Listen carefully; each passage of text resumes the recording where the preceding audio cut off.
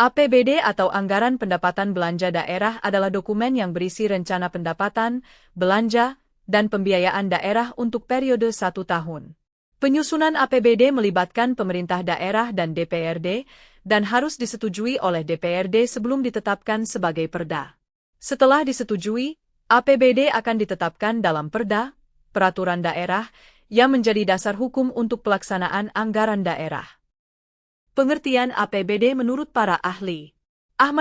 Menurut Ahmad Fauzi, APBD adalah program pemerintah daerah yang akan dilaksanakan dalam 1 tahun mendatang, yang diwujudkan dalam satu bentuk uang. 1. Alteng Syafruddin. Menurut Alteng Syafruddin, APBD adalah rencana kerja atau program kerja pemerintah daerah untuk tahun kerja tertentu, di dalamnya memuat rencana pendapatan dan rencana pengeluaran selama tahun kerja tersebut. 2. R.A. Chalit. Menurut R.A. Chalit, APBD adalah suatu bentuk konkret rencana kerja keuangan daerah yang komprehensif yang mengaitkan penerimaan dan pengeluaran pemerintah daerah yang dinyatakan dalam bentuk uang untuk mencapai tujuan yang direncanakan dalam jangka waktu tertentu dalam 1 tahun anggaran. 3. M. Suparmoko. Menurut M. Suparmoko, APBD adalah anggaran yang memuat daftar pernyataan rinci tentang jenis dan jumlah penerimaan, jenis dan jumlah pengeluaran negara yang diharapkan dalam jangka waktu 1 tahun tertentu. 1. Masa kolonial Belanda. Pada masa Hindia Belanda, keuangan daerah diatur oleh pemerintah kolonial.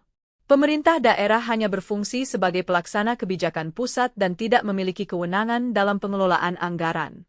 Sistem sentralistik sangat kuat pada saat itu. 2. Masa awal kemerdekaan 1945-1960. Setelah Indonesia merdeka, daerah mulai diberikan kewenangan terbatas dalam mengatur keuangannya, namun masih sangat tergantung pada pemerintah pusat. UU Nomor 1 Tahun 1945 tentang Komite Nasional Daerah menjadi dasar awal pembentukan pemerintahan daerah. 3. Orde Lama dan Orde Baru. Pada masa Orde Lama, sistem APBD belum berjalan secara ideal karena kondisi politik dan ekonomi yang belum stabil. Pada masa Orde Baru, diberlakukan UU Nomor 5 Tahun 1974 tentang pokok-pokok pemerintahan di daerah, yang kembali menekankan sistem pemerintahan yang sentralistik. APBD tetap disusun oleh daerah, namun dikontrol ketat oleh pusat.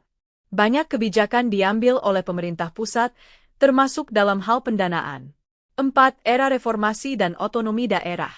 Perubahan besar terjadi setelah Reformasi 1998. Tahun 1999 diterbitkan UU Nomor 22 Tahun 1999 tentang Pemerintahan Daerah dan UU Nomor 25 Tahun 1999 tentang Perimbangan Keuangan antara pemerintah pusat dan daerah. UU ini memberikan kewenangan luas kepada daerah untuk mengatur dan mengelola keuangannya, termasuk menyusun APBD.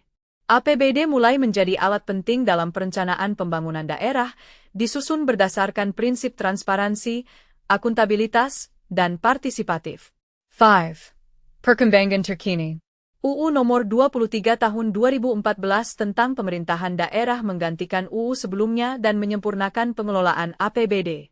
Penyusunan APBD kini mengikuti siklus tahunan yang ketat, dimulai dari penyusunan rencana kerja pemerintah daerah, RKPD, kebijakan umum anggaran, KUA, prioritas dan plafon anggaran sementara, PAS, hingga penetapan APBD.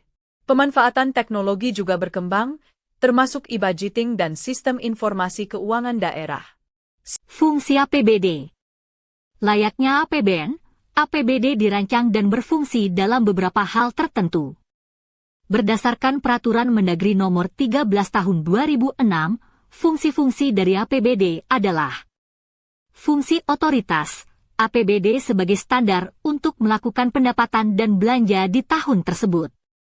Fungsi perencanaan, APBD sebagai acuan bagi pemerintah daerah dalam merancang kegiatan di tahun tersebut. Fungsi pengawasan, APBD sebagai acuan untuk mengukur apakah penyelenggaraan kegiatan pemerintah telah sesuai dengan kebijakan yang ditentukan.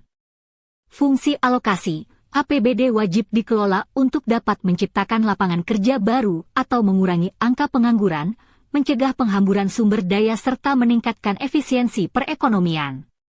Fungsi distribusi, APBD wajib memperhatikan rasa kesejahteraan, keadilan dan kepatutan.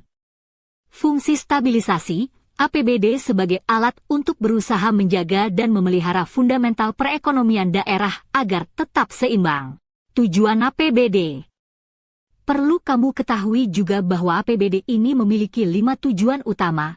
Berikut penjelasan mengenai tujuan dari dibuatnya APBD adalah 2. Mendukung pemerintah daerah dalam melaksanakan kebijakan fiskal.